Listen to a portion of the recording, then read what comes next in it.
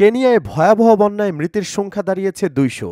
School খোলার সিদ্ধান্ত অনির্দিষ্টকালের জন্য স্থগিত। কেনিয়ার রাষ্ট্রপতি উইলিয়াম রুটো দেশে ভারী বর্ষণ এবং বন্যার কারণে চলমান অস্থিতিশীলতার কারণে পরের সপ্তাহে স্কুলগুলো পুনরায় খোলার সিদ্ধান্ত অনির্দিষ্টকালের জন্য স্থগিত করার সিদ্ধান্ত নিয়েছেন। তিনি তার রাষ্ট্রীয় ভাষণে এই ঘোষণাটি দেন। সেই ভাষণে তিনি আরও জানান, খুব শীঘ্রই কেনিয়ার উপকূলীয় অঞ্চলে ঘূর্ণিঝড় হিদায়ার আঘাত হানার আশঙ্কা রয়েছে। কেনিয়া এবং পূর্ব আফ্রিকা জুড়ে বন্যা পরিস্থিতি ভয়াবহ রূপ ধারণ করেছে। বন্যায় মৃতের সংখ্যা ২০০ ছাড়িয়েছে এবং ১৫,০০০-এর বেশি লোক বাস্তুচ্যুত হয়ে রয়েছে, যাদের মধ্যে অনেকেই এখন সারা দেশে স্থাপিত অস্থায়ী শিবিরে বসবাস করছে। এই শিবিরগুলো বাস্তুচ্যুত ব্যক্তিদের জন্য আশ্রয় কেন্দ্র হিসেবে ব্যবহৃত হচ্ছে। সংকট মোকাবেলায় সরকারের পক্ষ থেকে ১৭৮টি বাঁধ নির্মাণ এবং জলাধারের কাছাকাছি বসবাসকারী ব্যক্তিদের স্থানান্তর করার আদেশ প্রদান করা হয়। সাম্প্রতিক সময়ে একটি নৌকাডুবির ফলে প্রাণহানির ঘটনা ঘটে এবং একটি যাত্রীবাহী বাস একটি সেতু ভেঙে যাওয়ার খবর সকলের নজর কাড়ে। এছাড়া সাধারণ জনগণের পক্ষ থেকে